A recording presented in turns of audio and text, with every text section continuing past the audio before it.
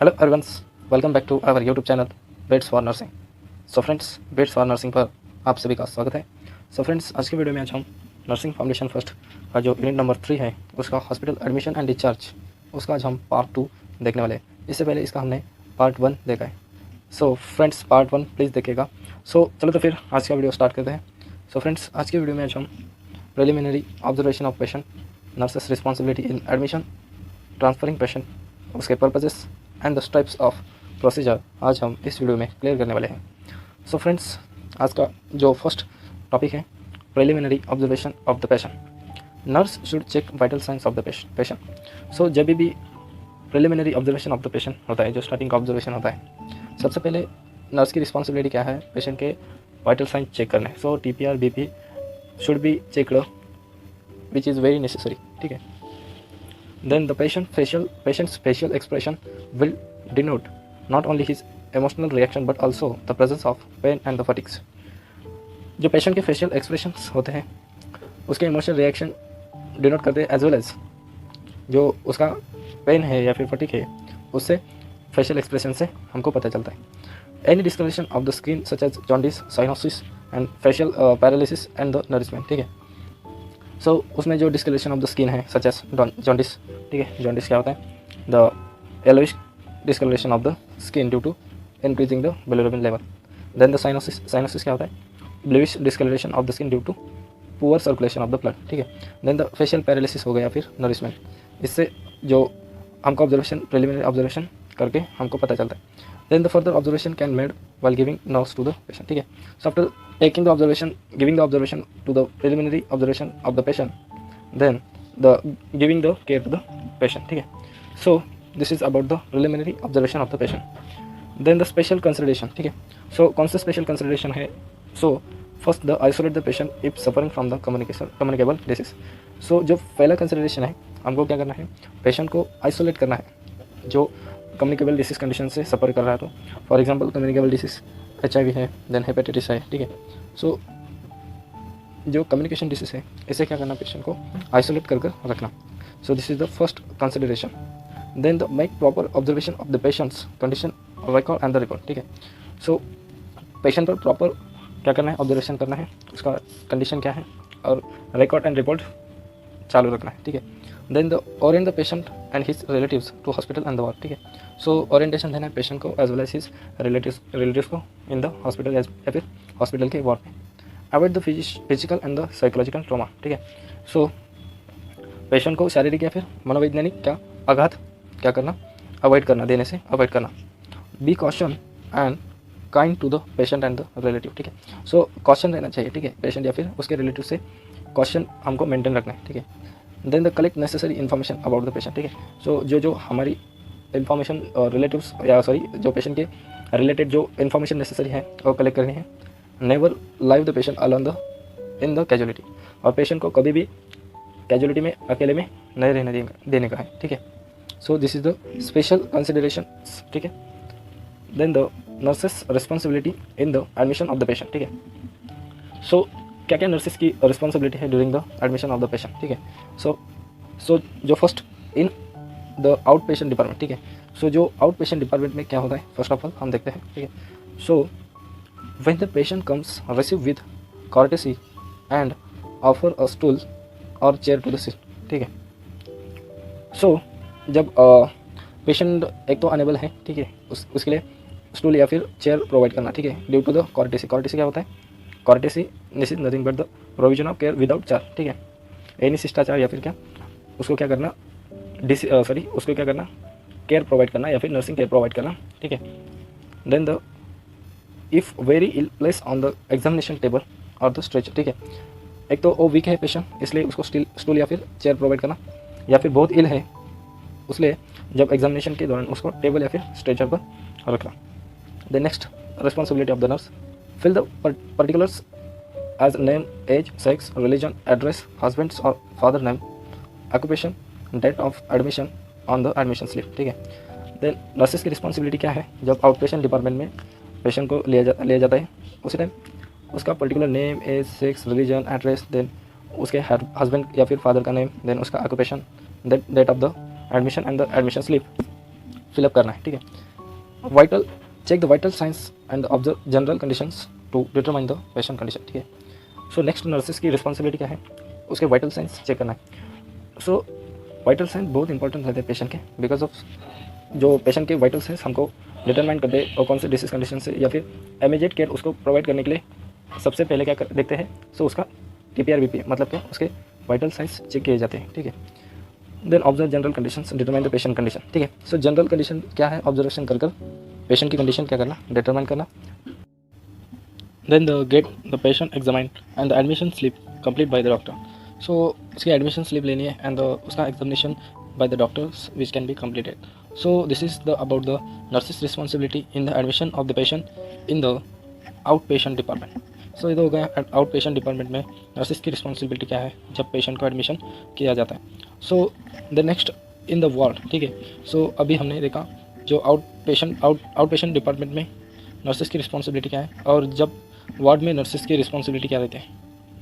So when the patient comes, take the case sheet and receive the patient in the admission bed. So जब भी patient आता है then उसका case sheet लेना है और पेशेंट को रिसीव करना है और उसको एडमिशन बेड प्रोवाइड करना है। Then the if patient is very ill, inform to the doctor incharge immediately. अगर पेशेंट बहुत इल है सो डॉक्टर को या फिर इंचार्ज को इमीडिएटली क्या करना है, इन्फॉर्म करना है, बिकॉज ऑफ उसके फर्दर कॉम्प्लिकेशन ना प्रोड्यूस हो। Then the complete the admission register and other admission record side by side. So उसका एडमिशन कंप्लीट करना है, एडमिशन रजिस्ट्रेशन एंड उसका other admission records side by side registration complete करना है। Make the general observation from head to toe, check the height, weight and vital signs. So उसके general observation, then the head and toe उसका assessment करना है, physical examination करना है and उसका vital science check करना है, देन उसका हाइट चेक करना है, वेट चेक करना है। Then give the bath to the patient if dirty, wash the hair. So patient dirty है तो उसका क्या करना है, बाथ प्रोवाइड करना है, उसको क्लीन करना है। Dress the patient in hospital clothes, comb the hair and make his or her comfortable. So patient ladies हो या फिर जेंट्स हो उसको कंफर्टेबल फील होना चाहिए जब हम एडमिशन करते हैं पेशेंट का। उसी टाइम उसको क्लीन करना है, हॉस्पिटल क्लॉथ उसको प्रोवाइड करने हैं, देन उसके हेयर बनाने हैं, देन पेशेंट को कंफर्टेबल फील होना चाहिए। So in ward the patient when the admission, then nurses responsibility in out patient department and in ward. The next involved subsequently learn the patient habits, interest and the subsequently learn patient habits, interest, hobbies and the health history. So patient के जो habits है या फिर interest है या फिर उसके hobbies या फिर उसके हेल्थ हिस्ट्री है उसको हमको क्या करना है, लर्न करना है, ठीक है। Then the hand over the patient's belonging or and valuable to relatives or for incharge for self custody. So patients के वैल्यूबल जो या फिर उसका वैल्यूबल जो किसी भी चीज़ है, फॉर एग्जांपल उसका ज्वेलरी है, सो उसका वैल्यूबल सामान जो रिलेटिव्स को या फिर वार्ड इंचार्ज को क्या करना है, सेल्फ कस्टडी में हिरासत में देना है, ठीक है। Assist the physicians in the examination. So patient के एग्जामिनेशन के लिए फिजिशियंस को क्या करना है, असिस्ट करना है। If the patient is admitted for operation और any treatment requiring anaesthesia, take the concern. So patient जब एडमिट किया जाता है देन उसका ऑपरेशन है या फिर उसका ट्रीटमेंट प्रोवाइड करने हैं या फिर उसका एनेस्थेसिया प्रोवाइड करना है, देन उसी टाइम कंसर्न को क्या करना है, इन्फॉर्म करना है, ठीक है। If the patients want to take hospital diet, prepare the diet sheet with the help of the dietitian. तो पेशेंट जो हॉस्पिटल का डाइट प्रोवाइड करना है जो पेशेंट वांट कर रहा है, then prepare the diet sheet, ठीक है। डाइटिशियन के हेल्प से क्या करना है, उसका डाइट शीट प्रोवाइड करना है या फिर प्रिपेयर करना है जब पेशेंट हॉस्पिटल का डाइट क्या कर रहा है, वांट कर रहा है। सो उसी टाइम पेशेंट का जो डाइट शीट है प्रिपेयर करना है with the help of the dietitians. Then the introduce the patient to the other patients. So जो अनदर पेशेंट रहेंगे हॉस्पिटल में या फिर वार्ड में, जो पेशेंट आया है उसको उसके अनदर पेशेंट को क्या करना है, उसकी जान पहचान उसके साथ करा के देने हैं। प्रोड्यूस द साइकोलॉजिकल सपोर्ट, और उसको मानसिक सपोर्ट उसको क्या करना है, प्रोवाइड करना है। पेशेंट को कंफर्टेबल फील रहने के लिए उसको साइकोलॉजिकल उसको सपोर्ट प्रोवाइड करना चाहिए, ठीक है। So this is the nurses responsibility in the ward and also in patient department. The next the hospital stay registration. So जब पेशेंट इनफ्लो में रहता है, फॉर एग्जाम्पल पेशेंट है रजिस्ट्रेशन करने के लिए जा रहा है, रजिस्ट्रेशन क्यों जरूरी है, बिकॉज ऑफ पेशेंट हर एक डिपार्टमेंट में जाएगा, उसको रिक्वायरमेंट्स है, और फार्मेसी डिपार्टमेंट या फिर लेबोरेटरी में जाएगा, या फिर रेडियोग्राफिक डिपार्टमेंट उसके एक्सरे के लिए, या फिर MRI CT स्कैन के लिए। सो हर एक डिपार्टमेंट में जब पेशेंट जाता है उसी टाइम रजिस्ट्रेशन बहुत इंपॉर्टेंट रहता है। So there are some functions of the registration. First function, schedules patient for arrive at hospital facility. So patient hospital facility में कहाँ से कहाँ जा रहा है उसका शेड्यूल बनाने के लिए रजिस्ट्रेशन बहुत यूजफुल रहता है। Then collection of demographic information. So patient की डेमोग्राफिक इन्फॉर्मेशन कलेक्ट करने के लिए। The next function, collection of financial information for billing. So उसके बिलिंग के लिए, उसका फाइनेंशियल इन्फॉर्मेशन कलेक्शन के लिए रजिस्ट्रेशन बहुत इंपॉर्टेंट है। Then prints face sheet to patient chart. So patient का जो चार्ट रहता है, उसका जो फेस शीट है उसके प्रिंट कराने के लिए उसका रजिस्ट्रेशन बहुत इंपॉर्टेंट रहता है, उसका फंक्शन है।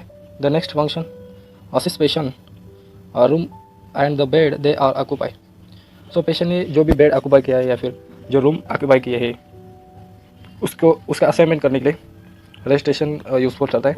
Then the last function of the registration, sends patients of to nursing station. ठीक है, नर्सिंग स्टेशन से पेशेंट जब भी जाता है, ठीक है, सो रजिस्ट्रेशन बहुत इंपॉर्टेंट रहता है। So this is all about the in patient flow for the hospital stay registration. Then the next point, this is the transfer of the patient. So transfer of patient क्या रहता है? सो transfer of patient is shifting of the patient between the department of the same hospital और between hospitals. So transfer of patient को एक जगह से दूसरी जगह तक जो करना है उसको हम क्या कहते हैं? ट्रांसपोर्टेशन। बट पेशेंट का ट्रांसपोर्टेशन एक तो सेम हॉस्पिटल में, एक डिपार्टमेंट से दूसरे डिपार्टमेंट में, या फिर एक हॉस्पिटल से दूसरे हॉस्पिटल में, या फिर पेशेंट जब क्योर होता है डिसीज़ कंडीशन या फिर ट्रीटमेंट लेकर पेशेंट क्योर होता है, देन पेशेंट को हाउस में शिफ्ट किया जाता है। So this is whole about the transferring of the patient. So transferring of the patient, shifting of patient between the department of same hospital और between hospital. So patient को shift किया जाता है between the same hospital के department में, या फिर between the one hospital to another hospital. So this is the transferring of the patient. So transferring of the patient के पर्पसेस क्या है? सो to receive different form of the treatment. So patient को अच्छे treatment लेने के लिए, then to continue care closer to home for the rehabilitation. सो जब patient cure होता है अच्छे तरीके से, उसको ट्रीटमेंट की बहुत ज़्यादा ज़रूरत नहीं रहती, तो उसी टाइम को पेशेंट को होम पे भेजा जाता है। सो रिहेबिलिटेशन के या फिर जब पेशेंट क्योर होता है डिसीज़ कंडीशन से, उसको ट्रांसफ़र किया जाता है होम पे। ठीक है, so this is the another purpose of the transferring of the patient. Then to continue care elsewhere when financial resource prohibit receiving care in the current facility. सो सभी patient सभी फाइनेंशियल सपोर्ट से क्या रहते हैं? समान नहीं रहते। सो इसलिए जो पॉवर्टी गंभीर हमारे कंट्री में बहुत ज़्यादा बढ़ रही है, इसलिए पेशेंट को ट्रीटमेंट की बहुत इंपॉर्टेंट या फिर ज़रूरत होती है, लेकिन फाइनेंशियल सपोर्ट उसके पास नहीं रहता। सो इसलिए पेशेंट को ट्रांसफ़र किया जाता है। So this is the purposes of the transferring of the patients. Then the steps of the procedure. So transferring of the patient, उसके प्रोसीजर के स्टेप्स क्या है? सो जब हाउस ट्रांसफ़र किया जाता है, then transfer to the other hospitals में किया जाता है। देन उसी टाइम जो प्रोसीजर्स क्या रहते हैं? So first in house transfer. सो जब हाउस में ट्रांसफ़र किया जाता है पेशेंट को, सो क्या प्रोसीजर्स रहते हैं? चेक द डॉक्टर्स के ऑर्डर लेने हैं। Then inform the patient and there relatives regarding the transfer. So patient को इन्फॉर्म करने हैं, और पेशेंट के रिलेटिव्स को भी रिगार्डिंग द ट्रांसफ़र के रिलेटिव्स को क्या करना, इन्फॉर्म करना है। Then inform the sister in charge of the new ward where the patient is to be transfer. सो जो पेशेंट को ट्रांसफ़र करने के लिए जो सिस्टर इंचार्ज रहते हैं वार्ड के, उनको भी इन्फॉर्म करना पड़ता है। Then check the chart with complete regarding of the vital science, nursing care and the treatment given. सो जो कंप्लीट रिगार्डिंग वाइटल साइंस या फिर nursing care, then the treatment क्या थी, या फिर वाइटल साइंस चेक करना है, देन द नर्सिंग केयर क्या पेशेंट को क्या प्रोवाइड की थी, देन ट्रीटमेंट क्या था। सो सभी जो उसका चार्ट है चेक करना पड़ता है जब पेशेंट को हाउस में ट्रांसफ़र किया जाता है। Inform the dietary department about the transfer of patient and makes necessary changes in the diet. So dietary department को भी जब पेशेंट को ट्रांसफ़र किया जाता है हाउस में, इन्फॉर्म करना पड़ता है। एंड डाइट में कुछ चेंजेस नेसेसरी है, तो उसमें भी डाइटरी डिपार्टमेंट का रोल होता है। इसलिए डाइटरी डिपार्टमेंट को भी जब पेशेंट को हाउस ट्रांसफ़र करते हैं, देन इन्फॉर्म करना पड़ता है। Inform patients relative about the purpose of the transfer. So patient या फिर उनके रिलेटिव्स को ट्रांसफ़र के इंपॉर्टेंस बताने हैं, ठीक है। After completing the patients disease condition या फिर ट्रीटमेंट लेकर पेशेंट जब क्योर होता है, देन उसको हॉस्पिटल में रहने की ज़रूरत नहीं होती, इसलिए पेशेंट को या फिर रिलेटिव्स को ये इन्फॉर्म करना है।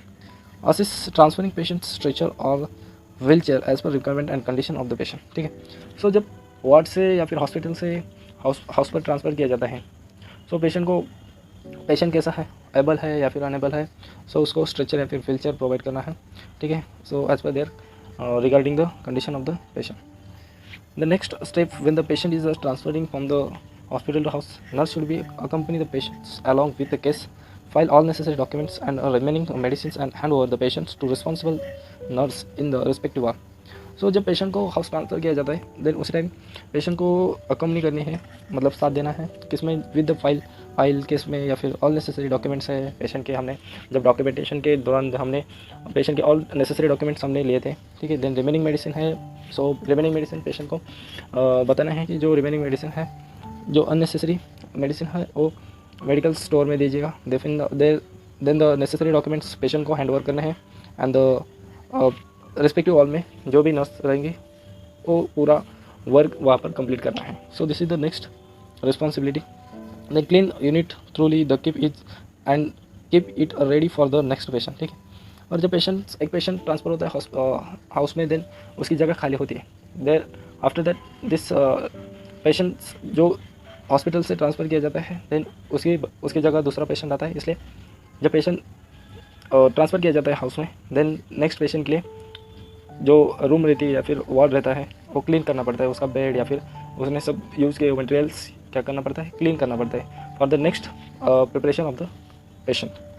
सो ये तो हो गया transferring of the patient from the house, ठीक है, from the hospital to house. Then the transfer to the other hospital. So patient का ट्रांसफ़र जब एक हॉस्पिटल से अनदर हॉस्पिटल में किया जाता है, देन उसके स्टेप्स क्या है, प्रोसीजर के स्टेप्स क्या है। So check the doctors order. सो पहले तो डॉक्टर की ऑर्डर चेक करना पड़ता है। Then inform patient and there relative regarding the transfer. सो उसके रिलेटिव्स या फिर पेशेंट को ट्रांसफ़र के रिगार्डिंग इन्फॉर्मेशन देनी। Then inform hospital authorities to which the patient is to be transferred, include name, diagnosis, age, unit, level of consciousness, condition of the patient and the reason for the transfer. सो जब patient को एक hospital से another hospital में transfer किया जाता है, सो उसी time जो हॉस्पिटल की अथॉरिटी रहती है उनको इन्फॉर्म करना पड़ता है। देन पेशेंट क्यों ट्रांसफ़र करने का है, या फिर जब पेशेंट ट्रांसफ़र किया जाता है एक हॉस्पिटल से अनदर हॉस्पिटल में, देन उसका name, then diagnosis, age, unit, level of consciousness, then उसकी कंडीशन क्या है, ये सब उसका रीज़न बताकर ही देन हॉस्पिटल की अथॉरिटी को इन्फॉर्म करके ही फिर पेशेंट को ट्रांसफ़र किया जाता है एक हॉस्पिटल से दूसरे हॉस्पिटल में। The next step, the check the chart with complete regarding of the vital science, nursing care and the treatment is given. सो जब भी पेशेंट हाउस में ट्रांसफ़र किया जाएगा या फिर अनदर हॉस्पिटल में ट्रांसफ़र किया जाएगा, देन उसी टाइम उसका वाइटल साइन चेक करना या फिर नर्सिंग केयर प्रोवाइड करना या फिर ट्रीटमेंट प्रोवाइड करना बहुत इंपॉर्टेंट रहता है। The next inform the diet department about the transfer of the patient and makes necessary changes in the diet. सो जैसे हमने हाउस ट्रांसफ़र में देखा, वैसे ही जब पेशेंट एक हॉस्पिटल से अनदर हॉस्पिटल में ट्रांसफ़र होता है, उसका डाइटिशियन डिपार्टमेंट को इन्फॉर्म करना और उसके डाइट में नेसेसरी चेंजेस है तो चेंजेस करना बहुत इंपॉर्टेंट रहता है। Then inform the patients and relative about the purpose of the transfer. और पेशेंट को या फिर पेशेंट के रिलेटिव्स को जो ट्रांसफ़र कर रहे पेशेंट एक हॉस्पिटल से अनदर हॉस्पिटल में, उसका पर्पस उनको इन्फॉर्म करना या फिर बताना है। Then the next, settle up to date bill prior to the transfer. सो जब पेशेंट एक हॉस्पिटल में अनदर हॉस्पिटल में शिफ्ट किया जाता है, देन उसी टाइम जो फर्स्ट हॉस्पिटल का जो बिलिंग प्रोसेस रहता है सब क्लियर करना पड़ता है। The next, hand over all records and medicine to the patients और रिलेटिव्स। सो पेशेंट के रिलेटिव्स को या फिर पेशेंट को जो उसके बचे हुए मेडिसिन या फिर उसके रिकॉर्ड्स हैं पेशेंट के रिलेटिव्स को या फिर पेशेंट के हैंड ओवर करने हैं, ठीक है। Then clean the unit thoroughly and keep it ready for the next patient. और जब भी पेशेंट एक हॉस्पिटल से अनदर हॉस्पिटल में जाता है, सो इसलिए उसकी जगह खाली होती है। सो नेक्स्ट पेशेंट को रेडी करने के लिए उसको उस यूनिट को या फिर एडमिशन बेड को क्लीन करना पड़ता है। सो फ्रेंड्स, यहाँ पर हमारा जो हॉस्पिटल एडमिशन एंड डिस्चार्ज का पार्ट 2 था, यहाँ पर क्लियर होता है। सो देयरफॉर रिमेनिंग पार्ट्स हैं हम नेक्स्ट क्लास में देखेंगे। So thank you friends. So video कैसा लगा कमेंट करके बताएगा। सो वीडियो पसंद आया तो वीडियो को लाइक कीजिए, शेयर कीजिए, चैनल को सब्सक्राइब कीजिए। सो नेक्स्ट वीडियो आने तक take care, wish all the best. Thank you friends.